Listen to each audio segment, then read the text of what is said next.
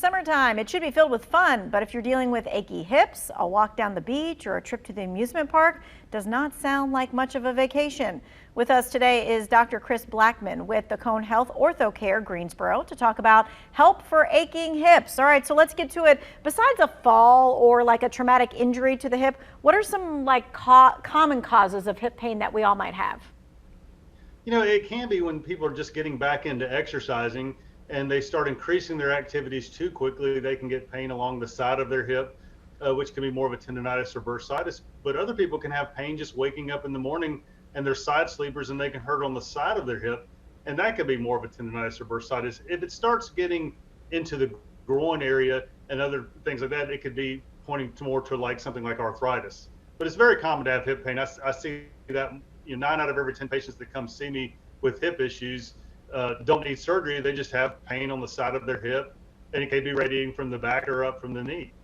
All right, so I'll say this, when something hurts, right, when anything hurts, including your hip or whatever else, and walking hurts or exercising hurts, the natural reaction is to just then not do that and to be immobile. Yeah, and a lot of people will just stop what they're doing and then keep from doing activities. And we really want them to still stay mobile, but it is worth listening to their body. And the first things you can do are the common things like intermittent ice or heat, or even over-the-counter anti-inflammatory medications.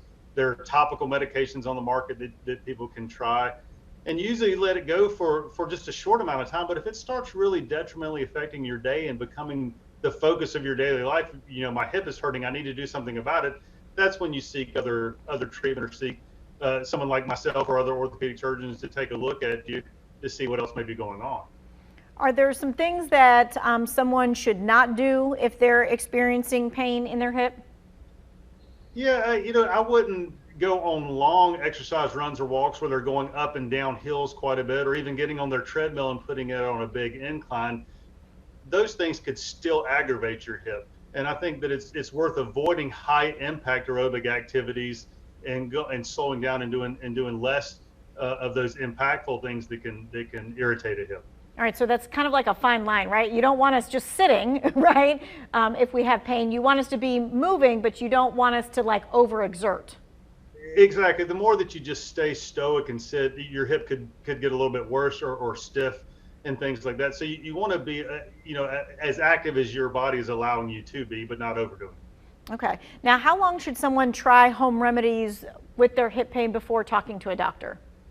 I usually think about a week or so is what I would do. If you started having pain, for instance, after going to CrossFit or doing some of these other activities, then you rest for a few days, take some oral anti-inflammatories, give it about a week, slowly get back into what you were doing. And then if you're still experiencing pain, then it's worth getting that checked out. And so we're talking like acute pain, like pain that you're kind of like, this really is bothering me. Exactly. Or it can still be chronic pain where it's just you get back to your activities and, hey, it's still aching me. I'm still getting bothered by this. What do I need to do? And then that's when it's coming in and being evaluated with just a clinical exam. Sometimes an x-ray is worthwhile. Sometimes it's talking to the patient saying, hey, these are some medications that you can try, and let's be as conservative as possible. And even considering things like injections of a steroid or even physical therapy or a combination of those things. Okay. All right. So what we're going to do is we're going to take a quick break and we're going to come back. We're going to be talking more about the joint pain and the achy pain here on the hip and what we need to be doing about it. That's coming up after this break. All right, welcome back. Dr. Chris Blackman with Cone Health Ortho Care Greensboro is here today. We're talking about hips being achy and what do we do about that. Before we left for the break, we were talking about the do's and don'ts that people can do at home that may help with their hip pain. At what point should someone be thinking to themselves, okay, I might need surgery or something like that? I think if the conservative treatment fails in terms of rest, time, the oral anti-inflammatories, it's worth getting checked out to see, is it something that's surgical related? Most of the patients I see, they come in with hip pain, surprisingly don't need surgery. They need something more invasive or less invasive like physical therapy and injections and things. But x-rays can actually show if it's truly a hip issue such as arthritis that could lead to surgery such as a hip replacement. Okay. Now, in some situations, we all have heard like steroid injections or creams are used. Are these long-term solutions, or are there limits to how long someone can use something like this? Yeah, that's a great question. Most of those are short-term solutions, so to speak. If you get a steroid shot around the side of your hip where someone's experiencing tendonitis and bursitis, we may not want to repeat an injection like that for about 3 months.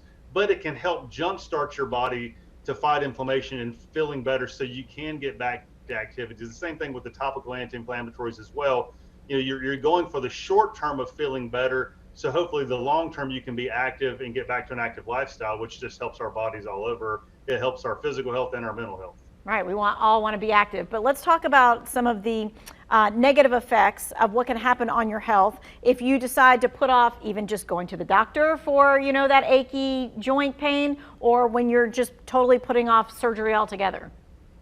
Well, I think when you're more stoic and you're not getting up and getting active, it can lead to things like less muscle activity, weight gain, other things that can contribute to you just not feeling well. It can affect your posture if you're not sitting up, on your couch or your chair. If you're staying in a little reclined position, those things can start detrimentally affecting your body. It can lead to pain in other areas, especially with your back and with posture. And we see that all the time, especially with arthritic hip, that it can radiate down to the knee and radiate to someone's back and can slowly keep them from being active, which, if they need an active lifestyle, say if their blood pressure is running high and their cardiologist or their primary care doctor is recommending, more walking and increased cardiac related activities, that can keep them from doing things. Right. And I think we think of surgery sometimes as a scary thing, but really the hip surgery, as you're talking about it, leads to more health benefits. Yeah, correct. I think if someone gets a hip replacement, and we've recommended that, I think the positive things are it helps with their mobility, it decreases their pain, and it improves their quality of life. And that's why we do what we do if it comes to that type of intervention. And I've seen hip replacements decrease someone's back pain and knee pain and help them get really more active in getting out there and have good quality of life. All right, we got about a minute left. If someone does have an aching hip joint, that kind of thing, do they go to their primary caregiver? Do they go to the orthopedic directly? What do they need to do? Yeah, that's a great question too. A lot of people will see their primary care physician first because the primary care physicians have an idea of what medications they've been on, what can they take and can't they take, and they do a good physical exam as well, and then they get those patients our way if they feel like, hey, we've tried the conservative things, we need to go to the next step to see, is an x-ray appropriate, is other therapy appropriate, are injections appropriate, and that's where it comes into our hands as far as guiding that treatment. All right, so start with your primary care doctor, and of course you can go on the list of Cone Health, and they've got all of the lists of primary care doctors. If you don't have one since COVID, you are able to find one. Thank you, doctor, for joining us. We appreciate it. Oh, thank you very much for having me.